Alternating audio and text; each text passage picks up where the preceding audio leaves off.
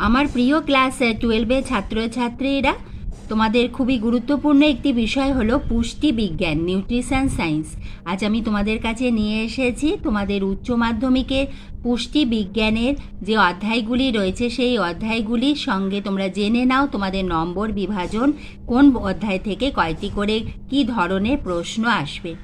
তোমাদের পুষ্টিবিজ্ঞানের 100 নাম্বারের মধ্যে তোমাদের 30 নম্বর থাকবে প্রজেক্ট প্লাস প্র্যাকটিক্যাল এবং 70 নম্বর হলো লিখিত পরীক্ষা। আজ আমি তোমাদের কাছে লিখিত পরীক্ষারই সিলেবাস এবং নম্বর বিভাজন নিয়ে এসেছি। এইভাবে আমি তোমাদের নিউট্রিশন সায়েন্সের প্রতিটি অধ্যায় ভিত্তিক তোমাদের সাজেশান, প্রশ্নের উত্তর সবই দিতে থাকবো। তুমি লক্ষ্য রেখো, তুমি চ্যানেলে নতুন হলে চ্যানেলটি সাবস্ক্রাইবের সঙ্গে বেল আইকনটা প্রেস করে দিয়ে স্টাডি ফর এডুকেশনের বন্ধু হয়ে যেও। তোমাদের পুষ্টিবিজ্ঞানে মোট 3টি অধ্যায় রয়েছে। তার মধ্যে প্রথম অধ্যায় পুষ্টি সাধন পদ্ধতি এবং ক্যালোরির ধারণা, nutritive process and concepts of calories. প্রথম অধ্যায় থেকে তোমাদের এমসিকিউ থাকবে 7টি, প্রতিটি 1 নম্বর করে, 1 × 7 করে 7 মার্কস। এসে কিউ ছোট প্রশ্ন থাকবে 4টি এবং প্রশ্নমান 7 মার্কসে তোমাদের 2টি প্রশ্নের উত্তর লিখতে হবে। এইভাবে তোমাদের প্রথম অধ্যায় থাকছে মোট 25 নম্বর। দ্বিতীয় অধ্যায় পথ্য নিয়ন্ত্রণের নিয়মাবলী এবং পথ্য পরিকল্পনা, ডায়েটেটিক্স অ্যান্ড ডায়েট প্ল্যানিং। এই দ্বিতীয় অধ্যায় থেকে তোমাদের এমসিকিউ থাকছে 7টি, এসএ কিউ তোমাদের 4টি থাকবে এবং 7 মার্কস প্রশ্নমান 7-এ তোমাদের 2টি প্রশ্নের উত্তর লিখতে হবে। দ্বিতীয় অধ্যায়তেও তোমাদের রয়েছে মোট 25 নম্বর।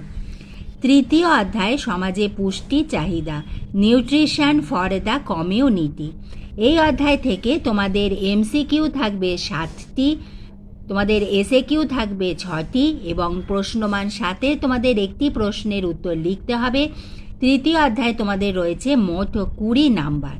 এইভাবে আমাদের 3টি অধ্যায় মিলিয়ে তোমাদের এমসিকিউ 21টি প্রশ্নের উত্তর লিখতে হবে, এসএ কিউ অর্থাৎ প্রশ্নমান 1-এর 14টি প্রশ্নের উত্তর লিখতে হবে এবং বড় প্রশ্ন প্রশ্নমান 7-এ তোমাদের 5টি প্রশ্নের উত্তর লিখতে হবে।